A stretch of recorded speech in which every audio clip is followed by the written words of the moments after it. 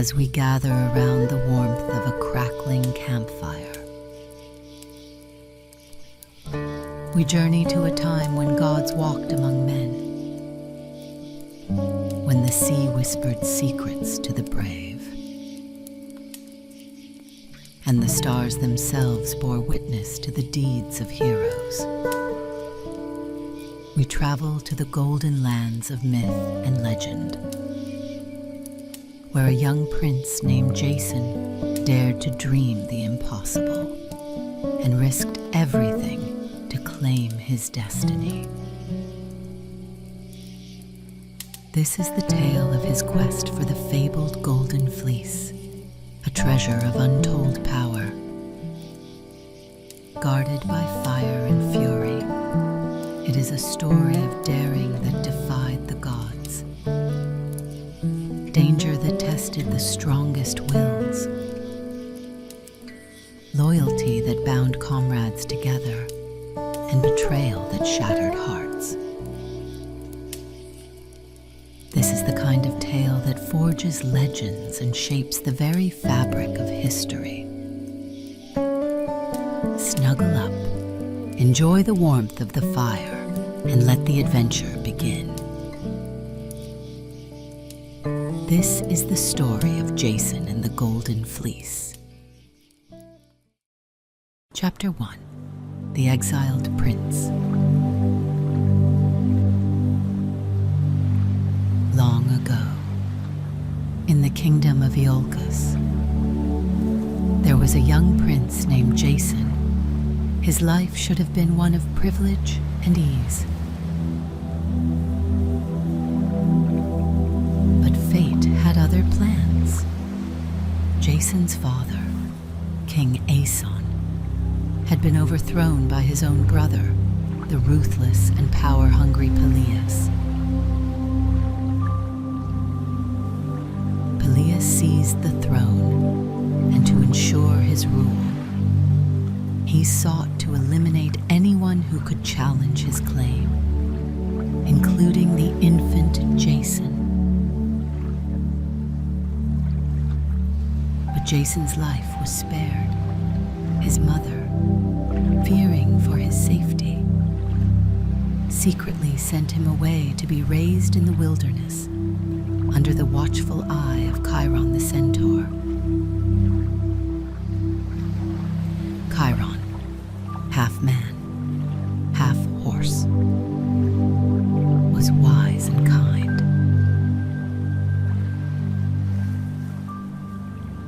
And he raised Jason as his own son, teaching him the skills he would need to survive and thrive.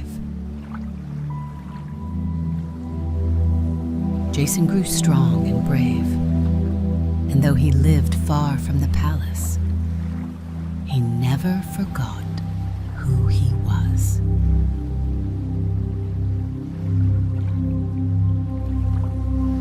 When Jason turned 20, he decided it was time to reclaim his birthright. With nothing but a cloak over his shoulders, a staff in his hand, and hope in his heart, he set off for Iolcus. The journey was long and treacherous, but Jason was undeterred.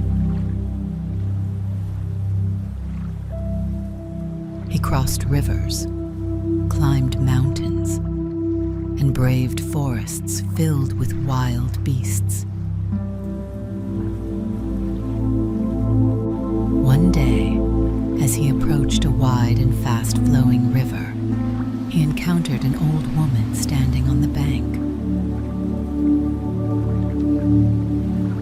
She looked frail and weary, and her voice trembled as she asked for help crossing the river. Without hesitation, Jason lifted her onto his shoulders and waded into the rushing water. The current was strong, and the stones beneath his feet were slippery. But he kept his balance.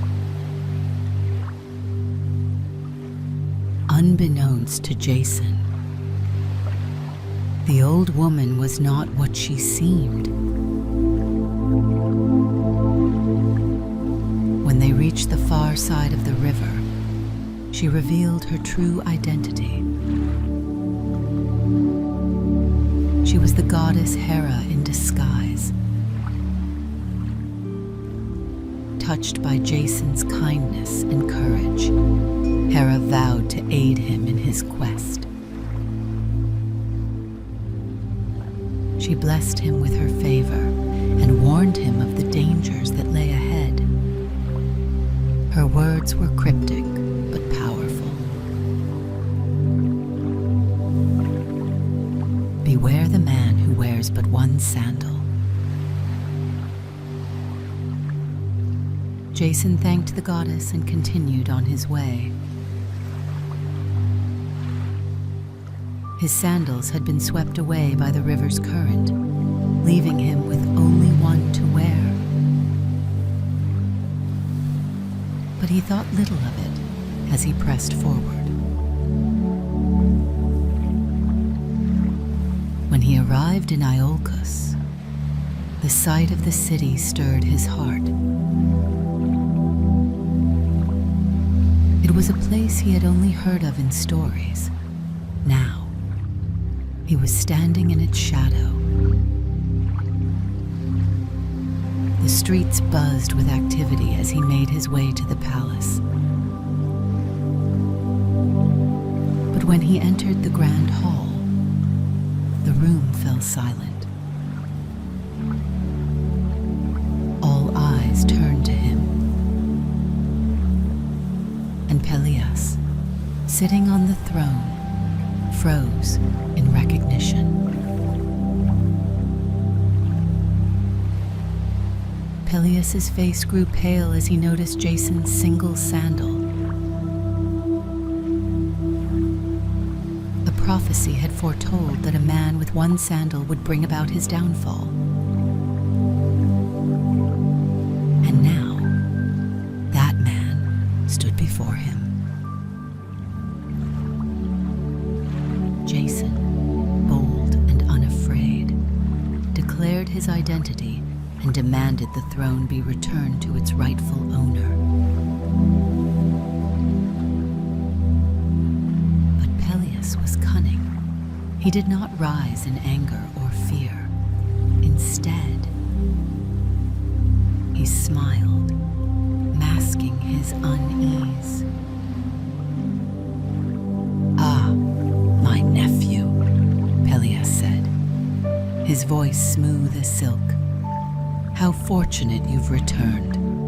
But if you wish to rule this kingdom, you must first prove your worth.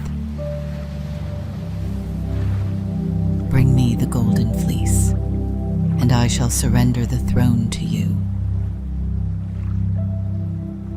The Golden Fleece was no ordinary treasure. It was the shimmering hide of a divine ram, guarded by a fire-breathing dragon in the distant land of Colchis. To retrieve it would be a near impossible feat, but Jason did not hesitate. "I accept your challenge," he declared, and so the quest for the Golden Fleece began.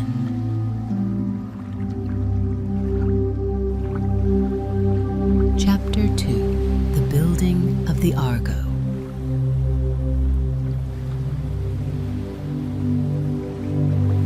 Word of Jason's quest spread quickly, drawing the attention of Greece's greatest heroes. Men of courage and skill flocked to his side, eager to join him on his journey. Among them were Heracles, the strongest man alive; Orpheus, whose music could tame wild beasts; and Castor and Pollux, the twin sons of Zeus.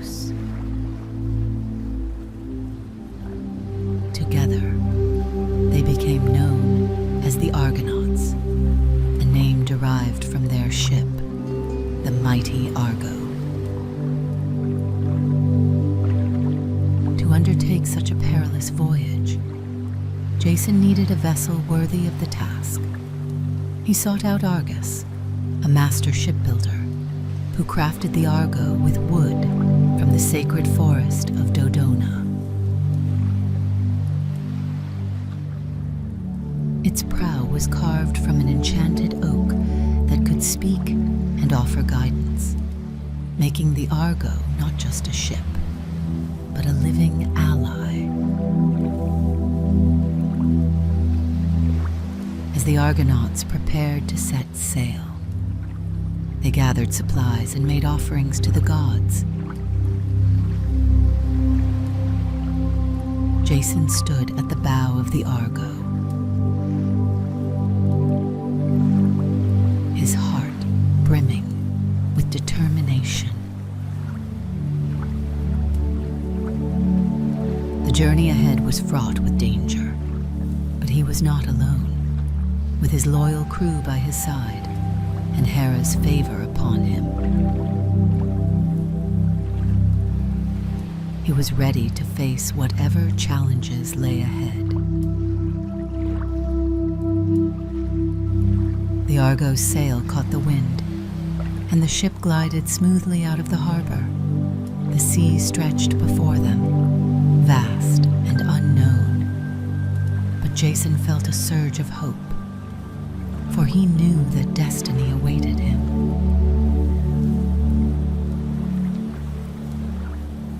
Chapter 3: Trials at Sea.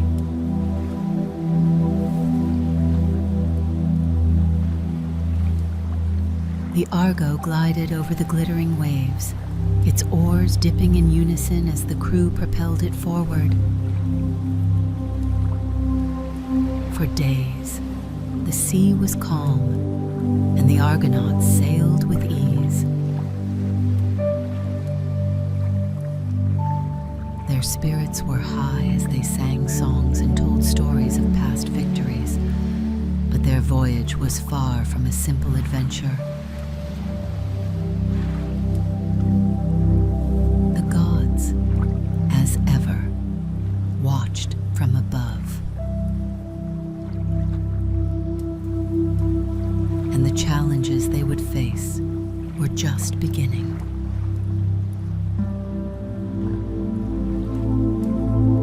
The first test came as the Argo approached the island of Lemnos.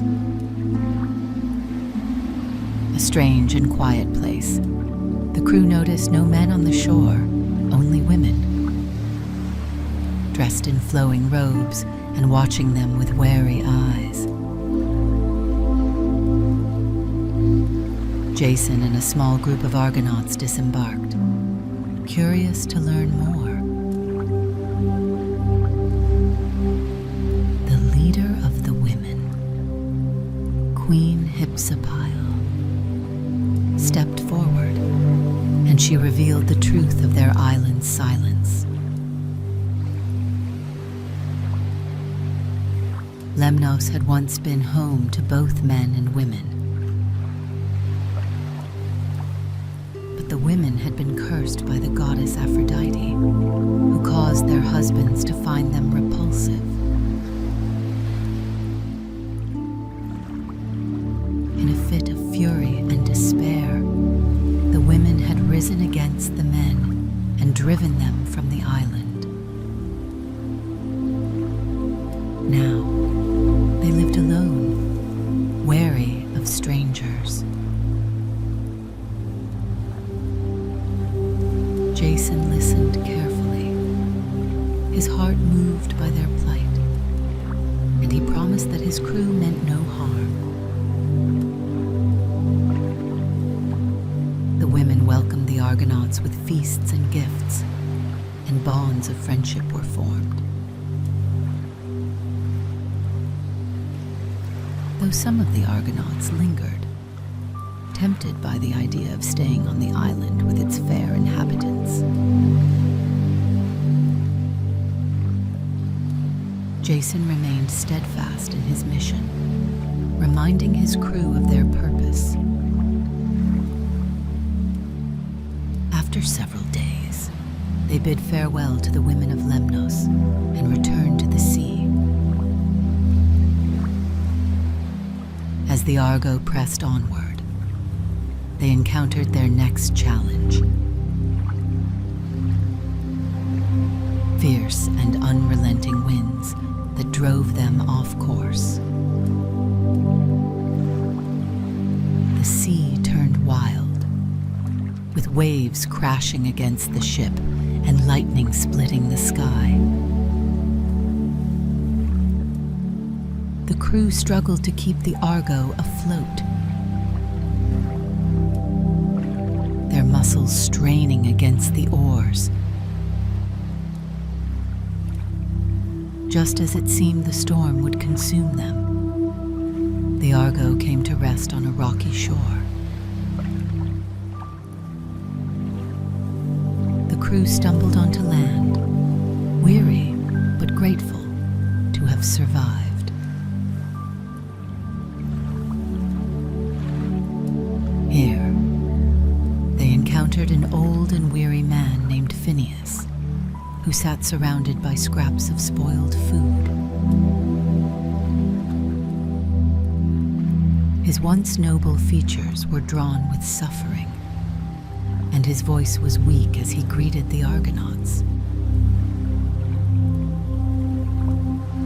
Phineas was a seer, gifted with the ability to foresee the future, but he had been cursed by the gods for misusing his gift. Harpies, monstrous creatures with the bodies of birds and the faces of women, plagued him day and night,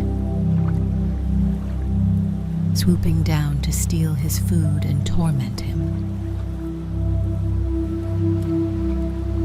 Moved by the old man's plight, Jason vowed to help him with the aid of the Argonauts, particularly the winged heroes Zetes and Calais. Jason laid a trap for the Harpies. When the creatures descended upon Phineas's food, the Argonauts sprang into action. Zetes and Calais soared through the air like arrows, their speed unmatched as they drove the Harpies away. Grateful for their help, Phineas revealed a secret that would prove crucial to their journey. "Your path will lead you through the clashing rocks," he said. "Two great cliffs that crash together whenever a ship attempts to pass. But take heart. If you release a dove before you sail through, and it passes safely, you will succeed as well."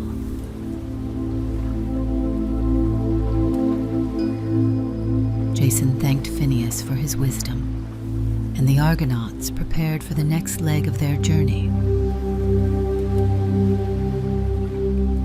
The Argo soon reached the clashing rocks, towering cliffs that loomed over a narrow strait.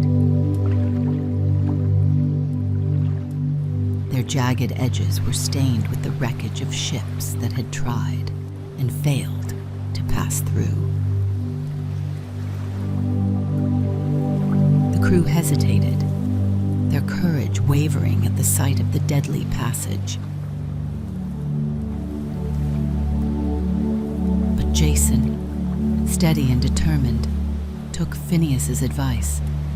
He released a white dove from his hands. The bird darted forward, its wings beating furiously as it flew between the cliffs.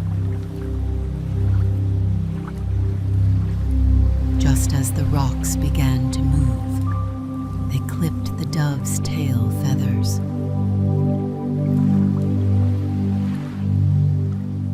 But the bird emerged unharmed on the other side.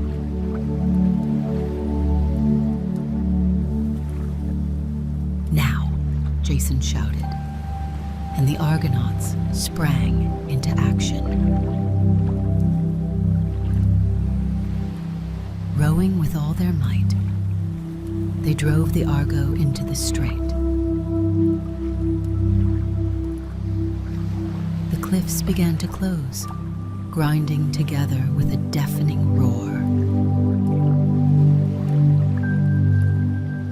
The crew rowed faster, the enchanted prow of the Argo guiding them forward.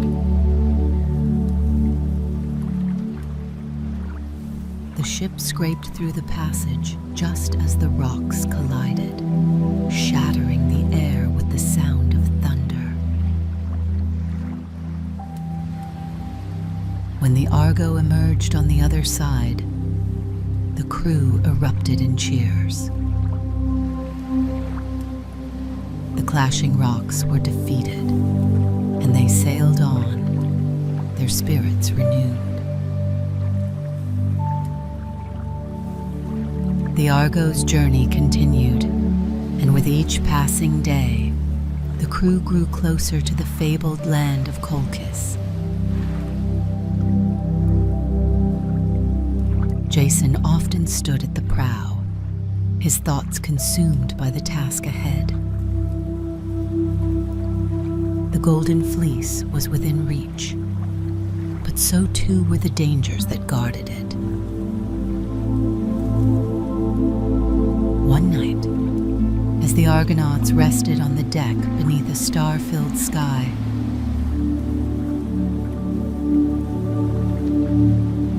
Jason dreamed of a golden light. He saw a grove of ancient trees, their branches heavy with shimmering fruit. At the center of the grove lay the fleece, glowing like a beacon.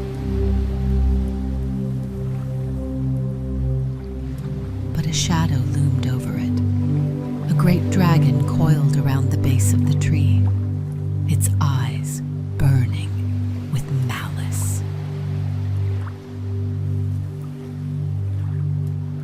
Jason awoke with a start. His heart pounded. But he felt no fear, only resolve. Whatever awaited him in Colchis, he would face it head on. The Golden Fleece was his destiny, and he would not falter. As dawn broke, the Argo sailed onward, its bow cutting through the water like a blade. The land of Colchis lay just beyond the horizon, and the greatest trials of Jason's quest were yet to come.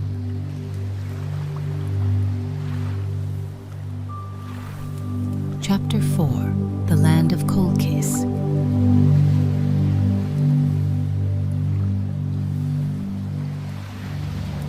The Argo finally reached the shores of Colchis, a land of misty hills and dark forests. Ruled by King Aeetes, the Argonauts gazed at the forbidding landscape, knowing their greatest challenges lay ahead.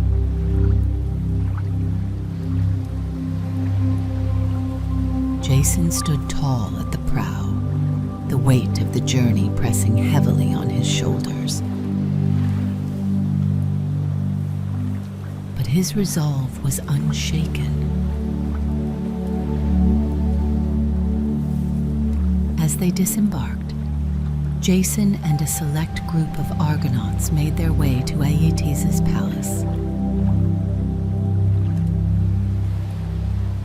The structure loomed like a fortress, its walls covered in intricate carvings of dragons and gods. Aeetes himself sat upon a throne of black stone, his piercing eyes studying the strangers before him. Jason stepped forward and bowed respectfully.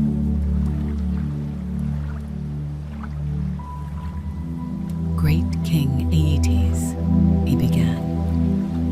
"I am Jason, son of Aeson, and I have come seeking the Golden Fleece. I humbly ask your permission to take it." Aeetes leaned back in his throne, his expression unreadable.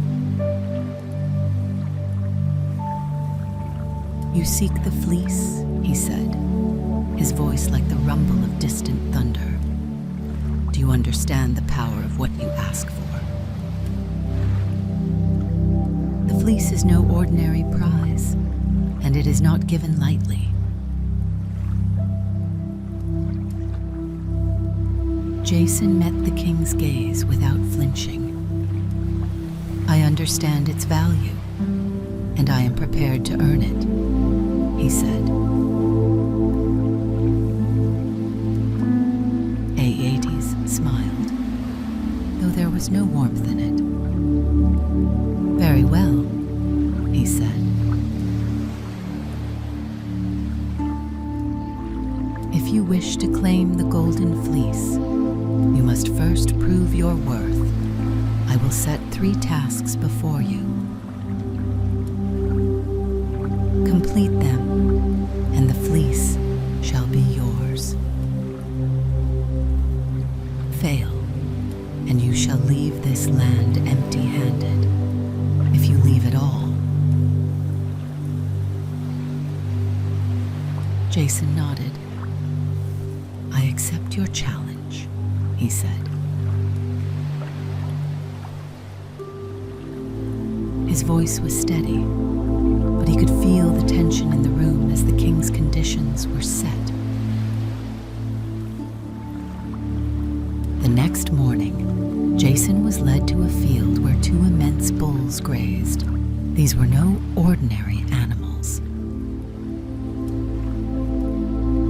Their bronze hides shimmered in the sunlight, and flames flickered from their nostrils with every breath.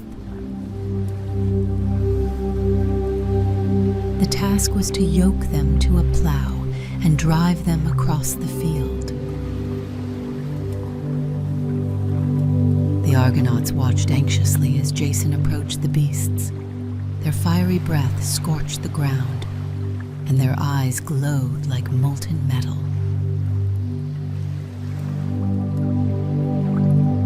Jason knew brute strength alone would not be enough. He needed help, and help came in an unexpected form.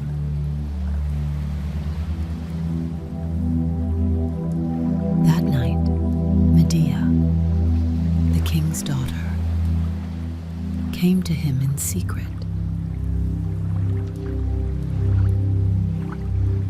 She was a sorceress of great power, and she had been watching Jason since his arrival.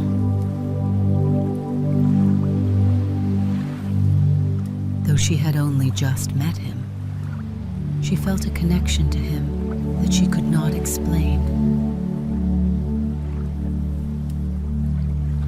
"Take this," she said, handing him a small vial of ointment. "Rub it on your skin, and the fire of the bulls will not harm you."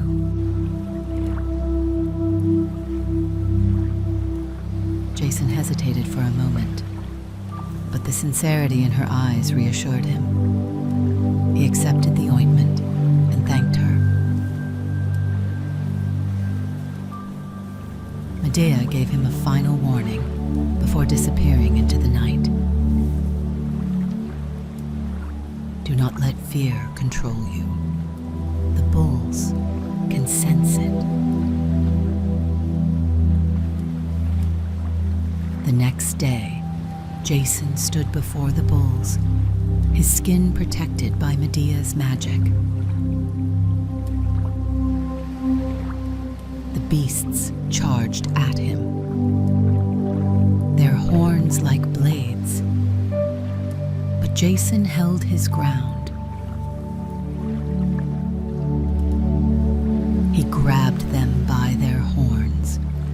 his strength bolstered by courage, and yoked them to the plow. With each step, the ground trembled beneath him, but he completed the task and returned to the king triumphant.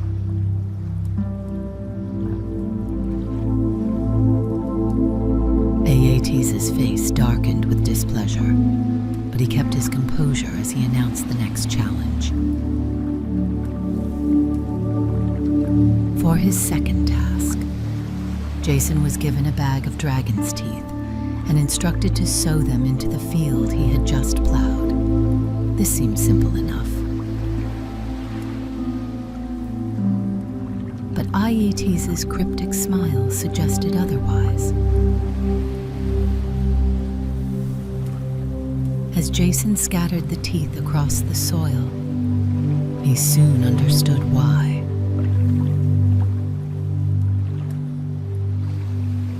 From the earth sprang a legion of warriors, fully armed and ready for battle. They were fierce and tireless, their eyes gleaming with the desire to destroy. Jason faced them alone, his heart pounding as the army advanced. But once again, Medea came to his aid. Her voice echoed in his mind, reminding him of a crucial piece of advice. Throw a stone among them, and they will turn on each other. Jason acted quickly, picking up a large stone and hurling it into the midst of the warriors. Confused by the sudden attack, they turned on one another. Their swords clashed, and chaos erupted as they fought among themselves. In the end, the battlefield was silent, and Jason stood victorious. Aeetes' displeasure deepened, but he could not deny that Jason had succeeded once more. Still, he had one final trial in store. The final task was the most daunting of all.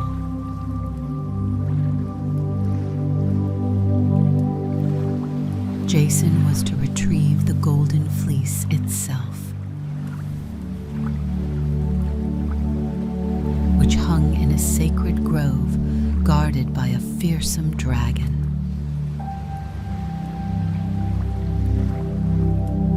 The creature was enormous, its scales as hard as iron, and its eyes burned with an otherworldly fire.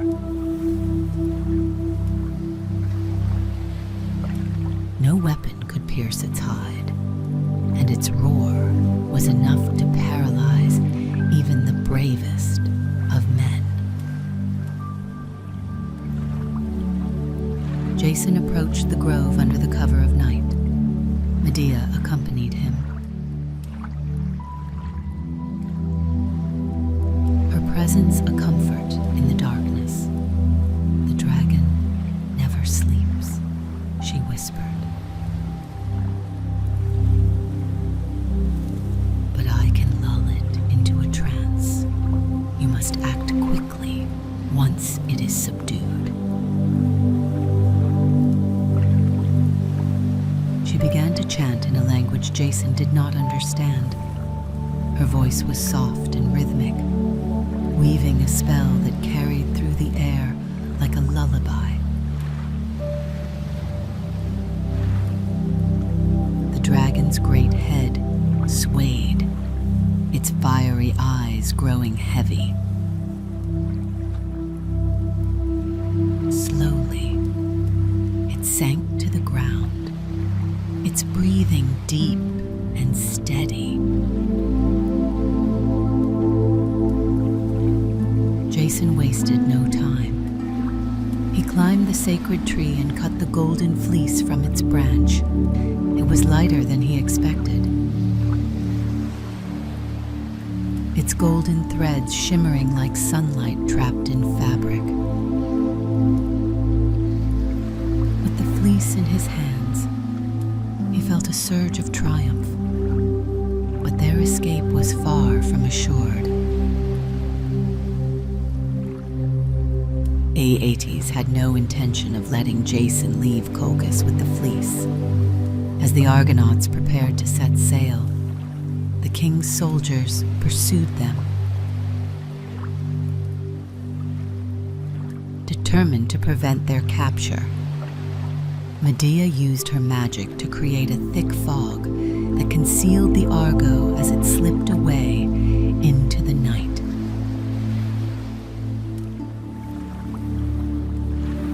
With the golden fleece in his possession, Jason had completed his quest.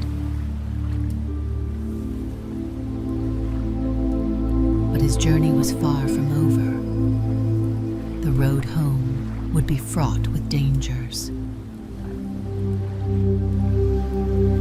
And the bonds forged during his trials would be tested. Yet, as the Argo sailed away from Colchis, Jason felt a sense of hope. He had faced the impossible and triumphed. And with the golden fleece, a new chapter of his destiny was about to unfold.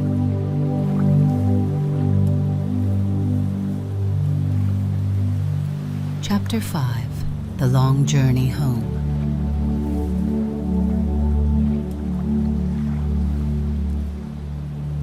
The Argonauts had secured the Golden Fleece, but their triumph in Colchis was only the beginning of a perilous return voyage, as the Argo sailed away from the shores of Colchis under the cover of Medea's fog. The crew breathed a sigh of relief, yet they knew that King Aeetes would not let their escape go unanswered. The crew gathered on the deck, marveling at the fleece. Its golden threads shimmered in the moonlight, a symbol of their courage and unity. Jason stood at the center, the weight of his achievement tempered by the knowledge of what lay ahead. He turned to Medea, who had sacrificed everything to help him. "I owe this victory to you," he said, his voice filled with gratitude. Medea looked at him with a mixture of pride and sorrow. She had betrayed her father and her people to aid Jason. And there was no turning back now. "We are bound together," she said softly. "Your fate is my fate." Their moment of quiet was short-lived. A lookout's shout cut through the night. "A ship approaches." Aeetes had sent a fleet in pursuit of the Argo, determined to reclaim the Golden Fleece and punish those who had dared to defy him. The Argonauts scrambled to prepare for battle, but the Colchian ships were swift, and escape seemed impossible. Medea stepped forward, her face calm despite the chaos around her.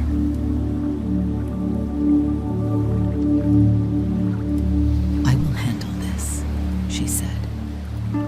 Her voice carried an edge of resolve that silenced the crew. She whispered an incantation, and from her lips, a thick mist rose, spreading over the sea like a living shroud.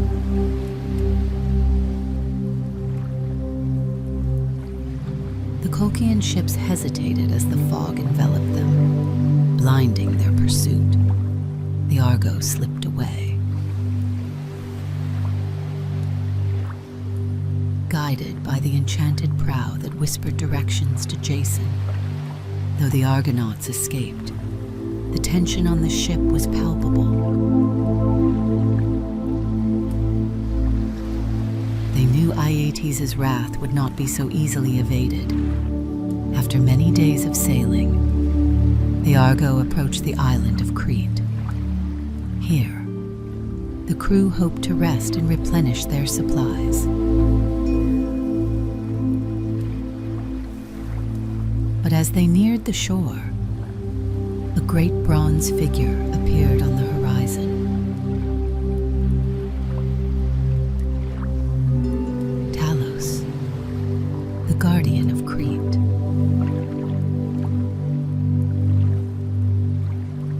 Stood watch round the island.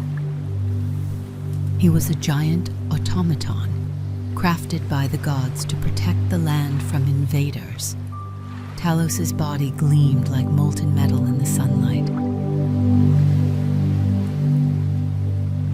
and his footsteps shook the ground as he strode toward the Argo. In his hand, he held a massive boulder, ready to hurl it at the ship. The Argonauts froze, unsure how to face such a formidable foe. It was Medea who acted, her sharp mind searching for a weakness. She remembered the tales of Talos's construction, how the gods had made him invincible except for a single vulnerability, a bronze nail that sealed a vein of ichor, the divine lifeblood that powered him. Using her magic, Medea cast a spell of confusion over Talos. His movements grew sluggish, and his aim faltered as he prepared to throw the boulder. Jason, seeing the opportunity, hurled a spear with all his strength. It struck Talos's heel, dislodging the nail and causing the ichor to pour out like molten gold. With a final groan, Talos toppled to the ground, his massive body crashing into the earth. The Argonauts cheered, their spirits lifted by the victory, and they quickly made their way to the shore to gather supplies before continuing their journey.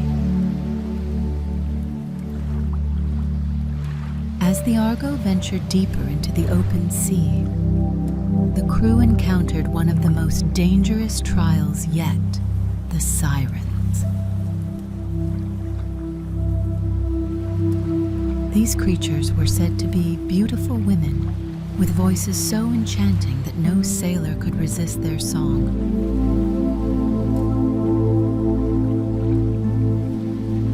Many ships had been lured to their doom by the sirens' melodies, wrecked upon the jagged rocks that surrounded their island. The Argonauts knew of the danger, and they turned to Orpheus, the legendary musician, for aid.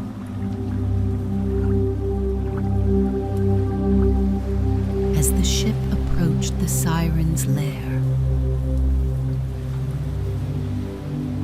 their haunting song filled the air. It was unlike anything the Argonauts had ever heard. A sound both beautiful and terrible, promising joy and peace, but hiding destruction. Several of the crew began to lean toward the water, drawn by the siren's call. But Orpheus took up his lyre, and with a swift motion, he began to play.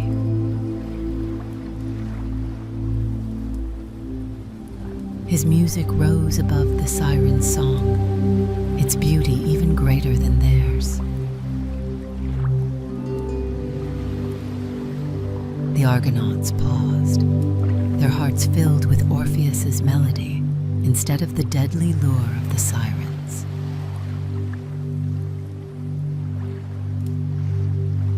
The ship sailed past the treacherous rocks, and the sirens' voices faded into the distance. The Argonauts cheered for Orpheus, their gratitude immense. Once again, the bonds of the crew had saved them from certain doom. Though the Argo had escaped many dangers, the gods were not yet finished testing Jason and his companions. Zeus, angered by Medea's betrayal of her father and her use of magic against Talos, sent a violent storm to punish the Argonauts. The sky darkened, and thunder rolled across the heavens as lightning flashed in the distance. The winds howled, whipping the sea into a frenzy. The Argonauts struggled to keep the ship afloat, their arms aching as they rowed against the waves. Jason knelt at the prow, lifting his arms in prayer to the gods. "Great Zeus," he called out, "if we have offended you, show us mercy. We seek only to fulfill our destiny and honor the will of the gods." At last, the storm began to subside, and the sea grew calm once more.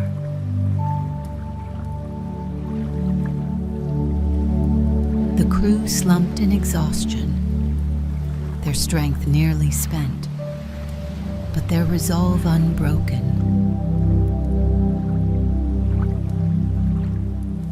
The Argo sailed on,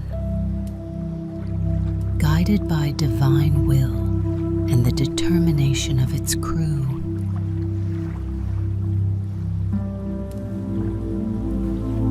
After many months of trials and tribulations, the Argo finally approached the shores of Iolcos. The sight of the city filled Jason with a mix of relief and anticipation. He had succeeded in his quest, but the memory of Peleus's cunning smile reminded him that his journey was not yet complete. The Argonauts disembarked, carrying the Golden Fleece as a symbol of their triumph. The people of Iolcos gathered to greet them, their cheers echoing through the streets. Jason stood before the crowd, holding the fleece high.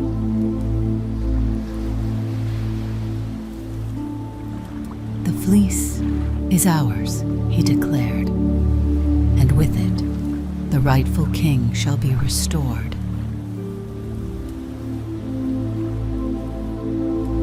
But Peleus, true to his nature, did not honor his promise, and new challenges awaited Jason and Medea in the days to come.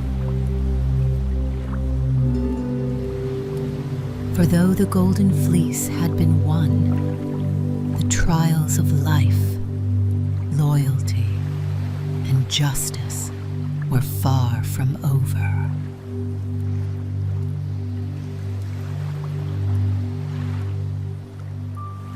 Chapter 6: The Betrayal of Peleus.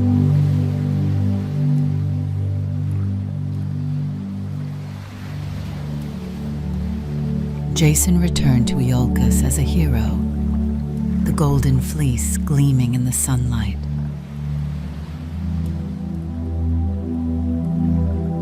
His journey had been long and perilous, but his heart swelled with pride as he stepped onto the soil of his homeland once more.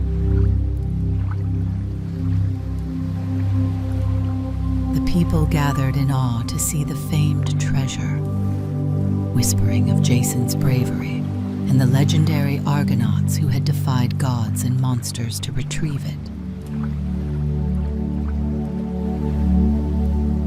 However, Peleus, the usurper king, watched the celebrations with growing unease.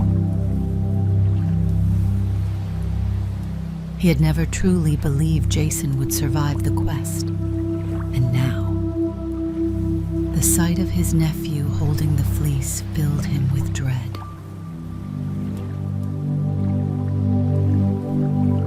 For years, he had clung to power, and now, his downfall seemed imminent.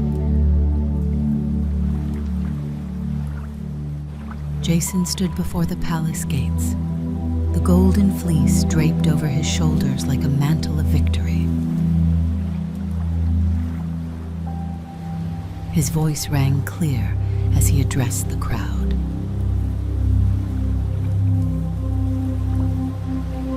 People of Iolcus, I have returned with the Golden Fleece, and now I demand what is rightfully mine, the throne of my father, King Aeson.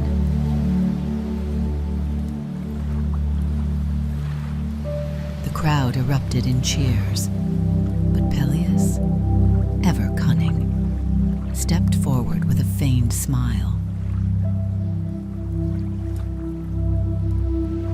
"My dear nephew," he said, his voice dripping with false warmth, "you have accomplished what no man thought possible. Truly, you are a hero among heroes, but the matter of the throne is not so simple. It is a burden that requires more than strength and courage. It requires wisdom and patience, qualities that must be proven over time."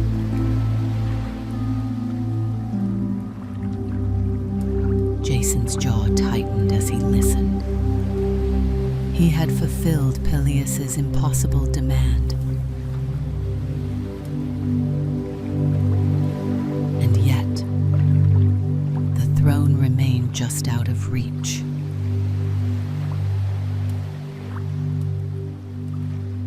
It was clear that Peleus had no intention of relinquishing power willingly.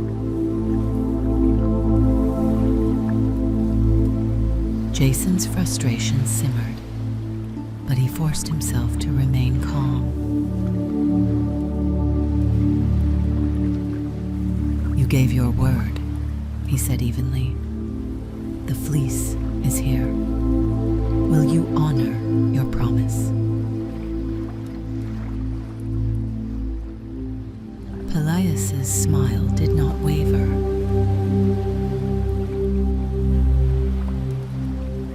"In time," he said. "For now, let us celebrate your return and the glory you have brought to Iolcus."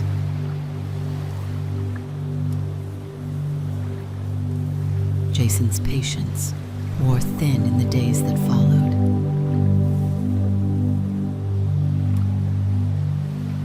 Peleus continued to stall, offering excuses and distractions to delay the transfer of power.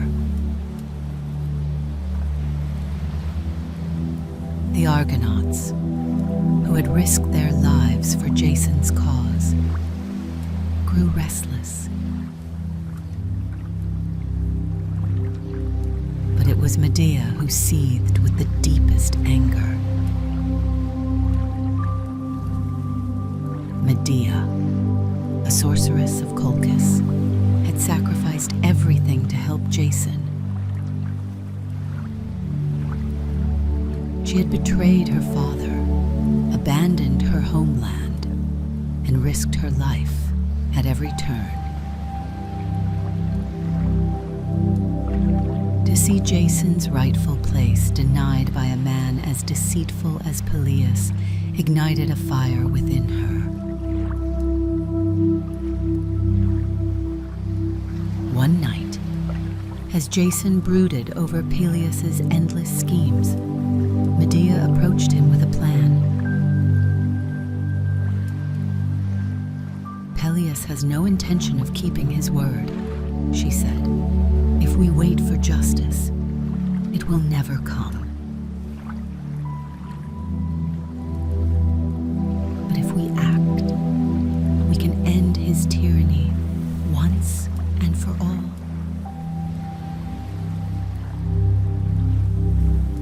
Jason hesitated.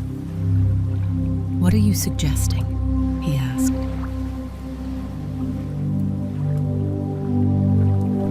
Though he shared her frustration, he was wary of her wrath.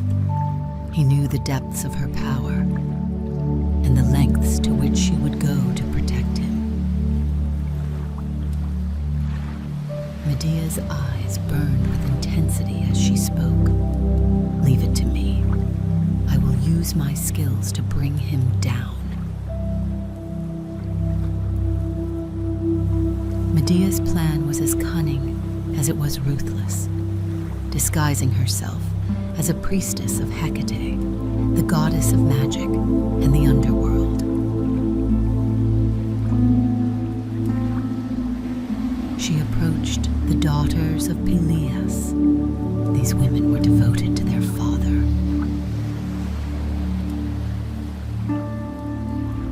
But they were also naive and deeply superstitious.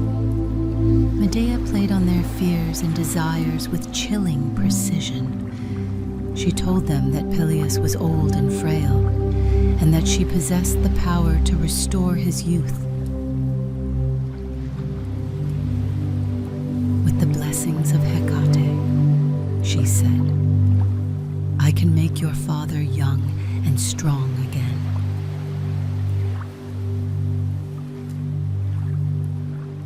But it will require great faith and a small sacrifice. To prove her power, Medea performed a dazzling ritual.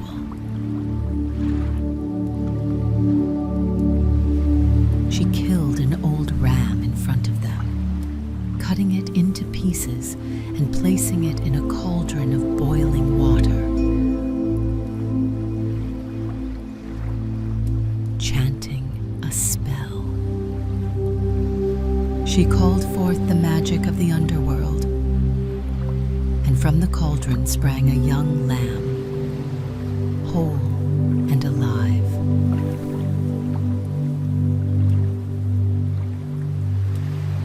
The daughters of Peleus were awestruck.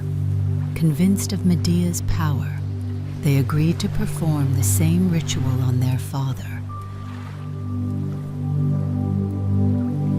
Medea instructed them on what to do, then left them alone to carry out the gruesome act. She knew that without her magic, the ritual would fail.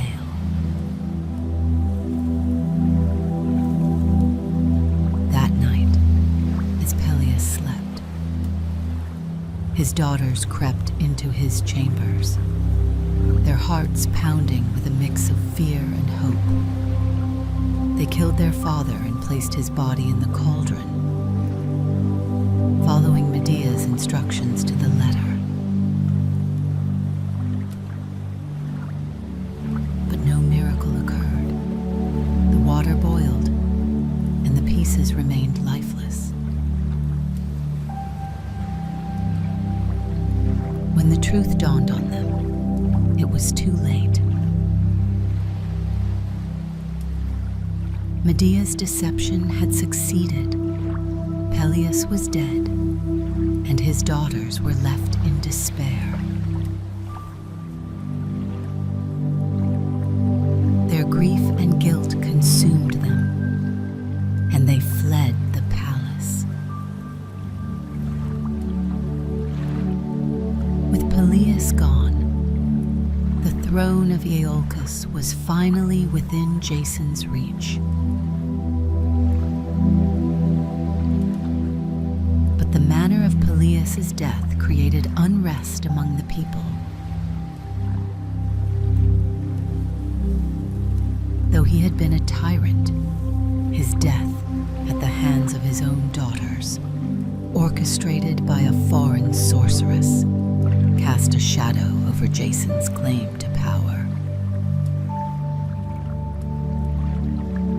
Acastus, the son of Peleus, seized the opportunity to challenge Jason, claiming that the throne had been unjustly taken through treachery.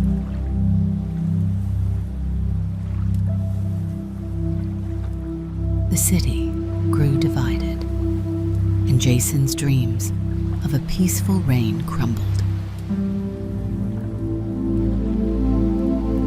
Faced with growing hostility, Jason and Medea were forced to flee Iolcus. They left behind the Golden Fleece and the dreams that had driven their journey. Their flight marked the beginning of a new chapter in their lives, one fraught with its own trials and heartbreaks.